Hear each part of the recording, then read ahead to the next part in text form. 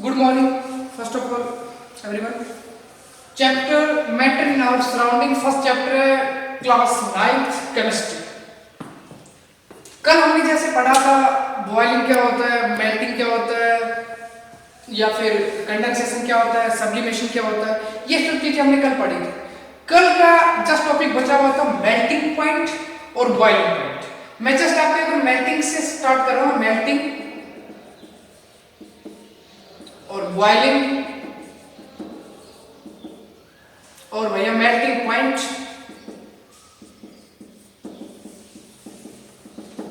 और boiling point.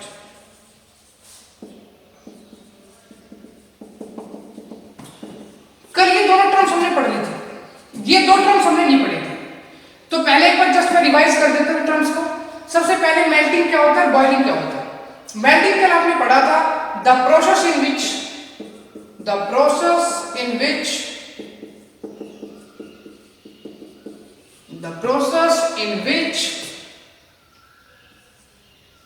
solid convert into, yes से solid convert into liquid by heating. Heat करने पर solid किस में कन्वर्ट हो गया, लिक्विड में. इस प्रोसेस को हम क्या कहेंगे, मेल्टिंग. क्या बोलेंगे इसको, मेल्टिंग. दूसरा था बॉइलिंग, सेम चीज. अब ये सॉलिड की जगह क्या है, यहाँ पे liquid to gas by heating. Same चीज. तो कोई तुमसे पूछे मेल्टिंग क्या, कल जैसे मैंने वैसे बता दिया था आपको. The process in which solid convert into liquid bye heating. Same boiling. अब लिक्विड टू किस में बदला, गैस के अंदर by heating, that is boiling. लेकिन अब दिक्कत ये है कि क्वेश्चन तो ये बनेगा मेल्टिंग पॉइंट किसे कहेंगे. मेल्टिंग तो ठीक है, पॉइंट का मतलब क्या है, यहां से ये क्या मतलब है इसका. देखिए पॉइंट लगा के उसका मतलब देखिए. पहले तो मैं इसकी डेफिनेशन यहां से लिख रहा हूं. The temperature at which given solid start melt. वो टेम्परेचर जहां पे सॉलिड जो गिवन सॉलिड, इसका बड़ा मीनिंग है. गिवन सॉलिड क्यों बोला मैंने, सीधा सॉलिड ही बोल सकता था. गिवन सॉलिड का मतलब ये है, सॉलिड तो बहुत सारी चीजें होती है. जैसे मैं कहूं आयरन है, कॉपर है, एल्यूमिनियम है, तो सबका मेल्टिंग पॉइंट अलग अलग मिलेगा. तो आपको गिवन सॉलिड इसलिए लिखा कि मेल्टिंग पॉइंट हर एक का क्या मिलेगा, अलग. तो जो सॉलिड आपको दे रखा है वो मेल्ट होना जिस स्टेज पे स्टार्ट हो, उसको मैं क्या बोलूंगा, मेल्टिंग पॉइंट. दूसरा boiling point same as it is. The temperature at which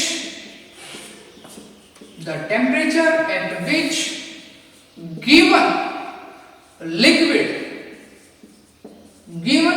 liquid start boil. वो टेम्परेचर जहां पे कोई लिक्विड बॉयल होना स्टार्ट हो जाए, that is called boiling point. तो दोनों में डिफरेंस आपको पता लगा, मेल्टिंग में और मेल्टिंग पॉइंट में, बॉइलिंग में बॉइलिंग पॉइंट में. इनमें तो सीधा क्या बोला आपने, हीट किया, वो चीज कन्वर्ट होगी उसके अंदर. लेकिन इनमें मैंने क्या बोला, वो टेम्परेचर फिक्स टेम्परेचर होगी. इनका क्या होगा, फिक्स टेम्परेचर. जैसे फॉर एग्जांपल मैं दूं, आपने बॉइलिंग पॉइंट की बात की, H2 लेता हूं, वाटर लेता हूं. वाटर का बॉइलिंग पॉइंट कितना होता है, 100 डिग्री सेल्सियस. तो ये क्या फिक्स टेम्परेचर, इसी पे क्या हो गया, बॉइलिंग. तो इसी को क्या बोलते हैं, इसका बॉइलिंग पॉइंट. जैसे मैं पूछूं आपसे वाटर का बॉइलिंग पॉइंट कितना होता है, आपको 100 डिग्री सेल्सियस. ये फिक्स है.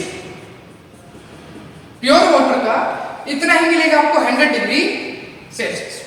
तो ये है boiling, melting point, boiling point. ये था तुम्हारा टॉपिक जो कल अपने डिस्कस कर रहे थे. इस पे डिस्कस नहीं हो पाया तो आज मैंने इसके बारे में बता दिया. नेक्स्ट टॉपिक आता आपका बॉइलिंग में और भैया एवापोरेशन. इन दोनों में क्या डिफरेंस है वो देखिए.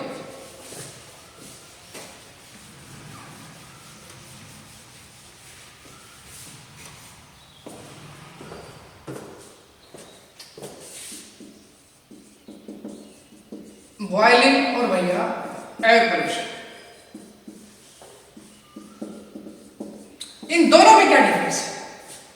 अब देखिएगा, बॉयल आपने क्या किया था, liquid to gas, liquid to gas, या मैं नीचे लिख देता हूं liquid convert into gas. As it is evaporation में क्या होगा भैया, लिक्विड टू गैस, या इसको फिर नीचे लिख रहा हूं लिक्विड टू गैस। जब लिक्विड टू गैस ही बोलना है तो दोनों में डिफरेंस क्या बचा, और क्योंकि यहां से क्वेश्चन कई बार पूछा जाता है कि difference in between boiling and evaporation, दोनों में डिफरेंस है।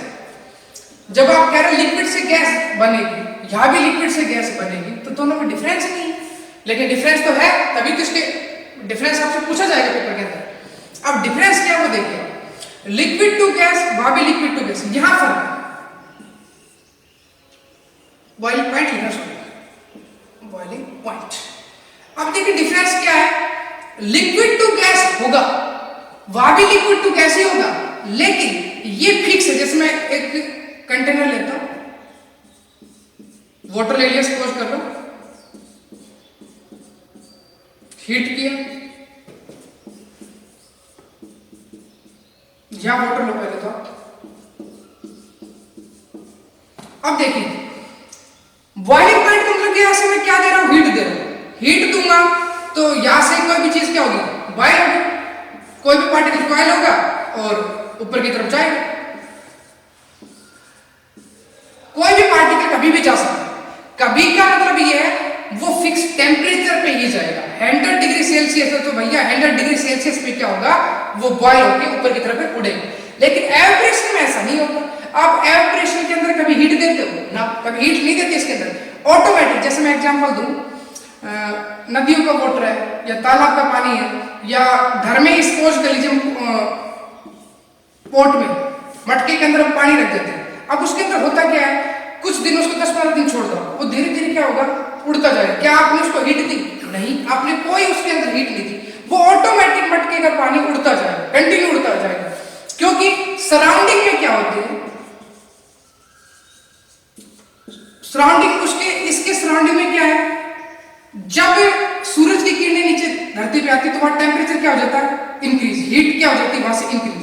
अब जैसे ही टेम्परेचर इसको मिलेगा इन वाटर्स को, कि ड्रॉपलेट उसको, जब इनको क्या मिलेगा, हीट या मैं कहूं टेम्परेचर, तब क्या होता है, ये ऑटोमेटिक पानी क्या होता है, ऊपर के हिस्से से लगातार उड़ता जाएगा।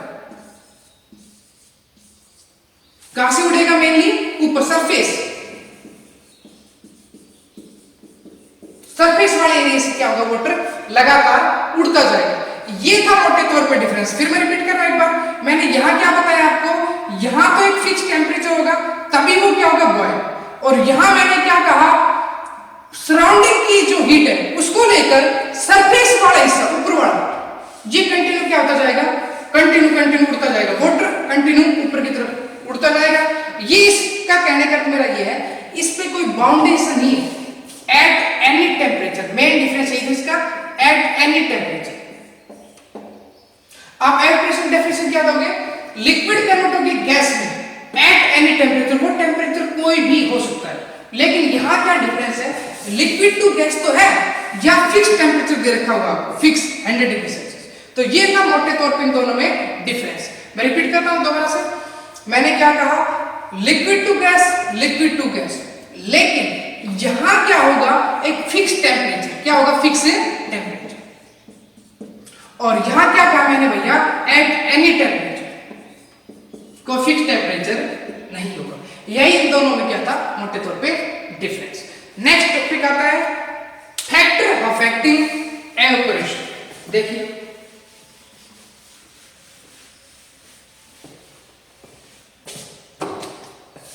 नेक्स्ट टॉपिक है फैक्टर अफेक्टिंग एवापोरेशन। क्या क्या चीज प्रभावित करती है एवापोरेशन, क्या क्या चीज का इसमें फर्क पड़ता है। सबसे पहले देखिए, नंबर 1 टेम्परेचर। मैं यहां से क्या ले रहा हूं, टेम्परेचर। आप खुद सोचिए, लॉजिक आप लगाते चलिए साथ साथ, मैं बता रहा हूं आपको। यहां वाटर है, जैसे जैसे क्या बढ़ेगा टेम्परेचर, इंक्रीज टेम्परेचर, जैसे जैसे टेम्परेचर बढ़ेगा इंक्रीज टेम्परेचर। आप मुझे बताइए, वेपर कम होंगे या ज्यादा, तो सीधी सी बात है, जैसे जैसे टेम्परेचर बढ़ेगा वेपर भी क्या होते जाएंगे, ज्यादा, तो वेपर या क्या होंगे, मोर। तो सीधी सी बात है, और टेम्परेचर कम करेंगे तो वेपर क्या मिलेंगे, कम। फॉर एग्जाम्पल मैं ले रहा हूं यहां पे विंटर सीजन, सर्दियों का टाइम है, और यह है समर, गर्मियों का टाइम। अब मुझे कि इस विंटर और समर दोनों में डिफरेंस क्या है। यहाँ इसके अंदर मान लीजिए वाटर है, मौजूद है कंटेनर में, इसके अंदर भी वाटर मौजूद है। अब आप मुझे बताइए विंटर में टेम्परेचर कम होगा या ज्यादा होगा? सीधी सी बात है, टेम्परेचर क्या मिलेगा यहाँ पे, लो टेम्परेचर। और यह टेम्परेचर कैसा मिलेगा, हाई टेम्परेचर। अब आप मुझे बताइएगा जब लो टेम्परेचर होगा तो वेपर कम मिलेंगे या ज्यादा?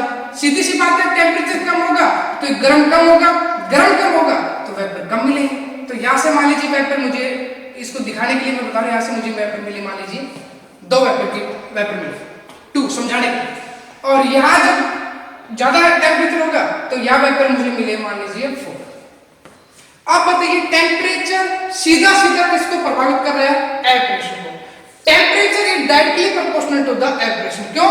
जितना टेम्परेचर दोगे वेपर भी उतनी मात्रा में क्रिएट होगी लगातार। तो यही इसका पहला फैक्टर अफेक्टिंग था, टेम्परेचर। तो मैं ऐसे लिख सकता हूं, टेम्परेचर इज डायरेक्टली प्रोपोर्शनल, या इसको सीधा डायरेक्टली का साइन लगा देता हूं मैं यहां से, डायरेक्टली का साइन नहीं, directly proportional to the rate of air pressure. अब चेक कर लीजिए, मैंने क्या कहा, जैसे मैंने टेम्परेचर बढ़ाया रेट ऑफ एयर प्रेशर भी क्या हो गया, ऑटोमेटिक इंक्रीज। तो पहला फैक्टर तो यही था। सेकंड आता है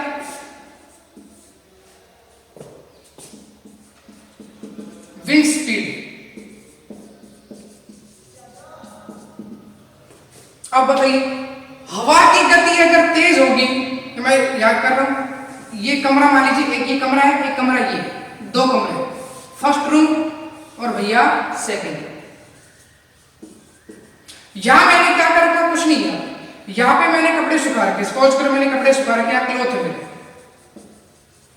और यहां भी क्लॉथ है, दोनों जगह क्लॉथ ही। अब यहां मैं विदाउट फैन, कोई फैन नहीं चला रखा मैंने, विदाउट फैन, और यहां मैंने क्या कर रखा है, फैन। फैन को मैंने क्या कर रखा, ऑन। अब आप खुद सोचिए कपड़ा ये जल्दी सूखेगा या ये जल्दी सूखेगा? विदाउट फैन वाला रूम वाला में जो कपड़ा है वो जल्दी सूखेगा या ये कपड़ा जल्दी सूखेगा? सीधी सी बात है, जहां फैन चलेगा वो जल्दी से सूख जाएगा। तो जैसे ही मैंने फैन को ऑन करूंगा तो वो हवा तेज चलेगी, हवा चलेगी तो तुरंत कपड़े को क्या कर देती है, सुखा देती है, और वेपर क्या जाएंगे, उड़ जाएंगे। तो इसमें आप चेक कर रहे हो दोनों के अंदर डिफरेंस। जहां हवा कम है वहां कपड़ा लेट सूखेगा, और जहां हवा ज्यादा है वहां कपड़ा जल्दी सूखेगा। तो सीधी सी बात है, वाइंड स्पीड अगर बढ़ेगी तो वेपर भी बढ़ेंगे, और वाइंड स्पीड कम होगी तो एवपोरेशन रेट भी क्या होगी, कम। तो ये भी मैं लिख रहा हूं, wind speed is directly proportional to the rate of evaporation.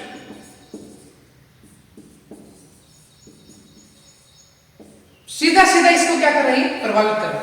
अगर उल्टा कर दो, वाइंड स्पीड कम होगी, हवा की गति कम होगी, तो रेट ऑफ एवपोरेशन भी क्या होगी, कम। तो 2 फैक्टर अफेक्टिंग मैंने क्या बताया, 2 फैक्टर, एक तो टेम्परेचर था, दूसरा wind speed, third surface area.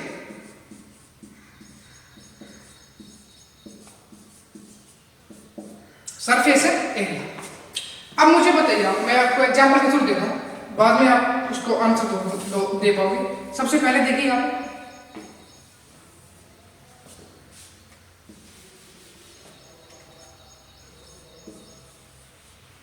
मैंने कोई कपड़ा लिया, एक तो मैंने इस जगह पे सुखाया, इस जगह पे, वही कपड़ा, सेम कपड़ा, मैंने क्या कहा, सेम कपड़ा, उसको मैंने सुखाया यहां पे, उसी सेम कपड़े को यहां पे सुखाया, इसी सेम कपड़े को यहां पे सुखाया।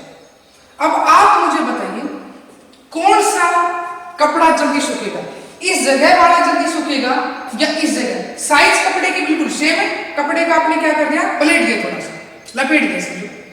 अब ये मैं क्या करूं, साइज दोनों की क्या है, सेम है, लेकिन यहां एरिया क्या है और यहां एरिया क्या है, दोनों में डिफरेंस है। एरिया में डिफरेंस क्या है कि यहां एरिया क्या है बड़ा, यहां एरिया क्या है छोटा। तो अब आप खुद से लॉजिक लगाइए, जहां एरिया ज्यादा होगा कपड़ा जल्दी सूख जाएगा, तो एब्रेशन रेट यहां क्या होगा, हाई, और यहां क्या होगी, लो, क्योंकि जितना सरफेस एरिया ज्यादा वो उतना ही एब्रेशन रेट क्या हो जाएगी, हाई। यही कपड़ा है, सपोज करो यही जो कपड़ा है, सपोज करो इसको मैं एक तो यहां सुखाता हूं ऐसे, अब इसको लपेट लेता हूं, ये लपेट लिया, फिर मैं यहां सुखाता हूं, तो बताइए जल्दी बिना लपेटे जल्दी सूखेगा या लपेटने के बाद? सीधी सी बात है, बिना लपेटने के बाद, क्योंकि सरफेस एरिया जितना ज्यादा सरफेस एरिया उतना क्या होगा, कपड़ा जल्दी से सूख जाएगा। तो मैं यहां से लिख रहा हूं surface area is directly proportional to the rate of abrasion. Third point भी फिनिश। अब लास्ट आता है इसके बाद ह्यूमिडिटी।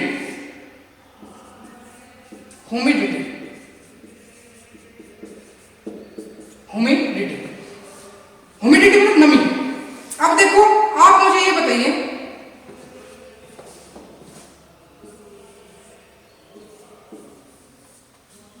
यहां पे एक कपड़ा सूखा रखा, यहां पे कपड़ा सूखा रखा, यहां ह्यूमिडिटी ज्यादा, मोर ह्यूमिडिटी, और यहां ह्यूमिडिटी क्या है, लेस ह्यूमिडिटी। अब मुझे बताइए जितनी ज्यादा ह्यूमिडिटी होगी कपड़ा जल्दी सूखेगा या लेट सूखेगा? ह्यूमिडिटी अगर ज्यादा होगी, पहले ही कपड़े में नमी है और नमी वहां मौजूद होगी, क्या कपड़ा जल्दी सूख पाएगा? कभी नहीं। तो ह्यूमिडिटी जहां ज्यादा कपड़ा लेट सूखेगा, और ह्यूमिडिटी जहां कम वहां कपड़ा जल्दी सूख जाएगा। ये आपने घर पे एग्जांपल कर रखा है, देख भी रखा होगा। तो जहां नमी की मात्रा ज्यादा होगी वहां कपड़ा जल्दी नहीं सूखेगा, और जहां नमी की मात्रा कम होगी वहां कपड़ा जल्दी सूखेगा।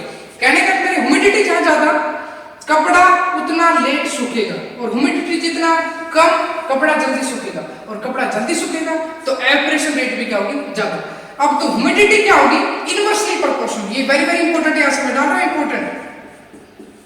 तीनों पॉइंट डिपेंड करते सीधे रेट ऑफ डायरेक्टली प्रोपोर्शनल का, और ये जो चौथा पॉइंट है ये डिपेंड करेगा इनवर्सली। तो ये मैं लिख रहा हूं humidity inversely proportional to the rate of evaporation. तो ये यहां से पॉइंट खत्म हो गया। ह्यूमिडिटी अगर ज्यादा होगी तो सीधी सी बात है रेट ऑफ एवापोरेशन क्या होगी, कम। ह्यूमिडिटी कम तो ये ज्यादा। इनवर्सली का मतलब होता है ये ज्यादा तो ये कम, ये कम तो ये ज्यादा, एक दूसरे क्या होते हैं, रेसिप्रोकल, उल्टा होता है। तो ये तो तुम्हारे फैक्टर अफेक्टिंग एवापोरेशन। 4 पॉइंट मैंने यहां से फिनिश कर दी है, पूरा आपका टॉपिक फिनिश हो जाता है यहां से फैक्टर अफेक्टिंग एवापोरेशन। ठीक है, कोई डाउट तो आप कंसल्ट कर सकते हैं, आपको बताइए। तो ये आपका चैप्टर यहां से इस पार्ट का पूरा क्वेश्चन क्या होता है खत्म। कल नेक्स्ट टॉपिक।